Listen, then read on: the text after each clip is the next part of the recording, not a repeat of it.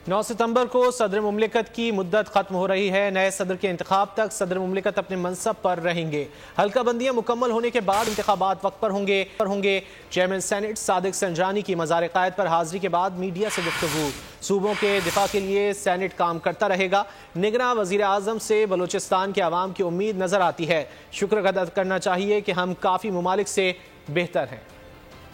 के इंतखाब की आपने बात की है, 9 सितंबर को कंप्लीट होगा, लेकिन आईन में प्रोविजन भी दी हुई है कि सदर साहब कंटिन्यू करेंगे जब तक नए सदर साहब ऑफिस में नहीं आएंगे, और वो सूरत में आएंगे जब जाहिर है उनका कॉलेज ऑफ इलेक्टोरल कंप्लीट होगा, चारों असम्बलियाँ होंगी, नेशनल असम्बली होगा, तो फिर ही उनका इंतखाब होगा। आप यकीन रखें कि इलेक्शन इंशाअल्लाह होंगे, वक्त पर होंगे। वक्त मतलब ये डिलिमिटेशन जैसे ही कंप्लीट होगी वो कोई डेट दे देंगे। Election commission of Pakistan election कराएगा, वक्त पे कराएगा। बिल्कुल कौम मुतमईन रहे और तैयारी करे। अगर आपको ये वीडियो पसंद आए तो लाइक पर क्लिक करें।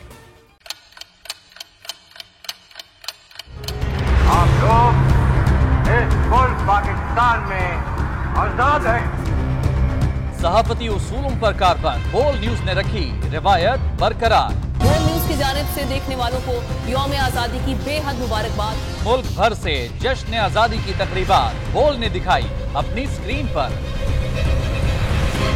पाकिस्तान के 76वें यौम आजादी का जश्न बोल ने सुनाई पाकिस्तान जिंदाबाद के नारों की गूंज।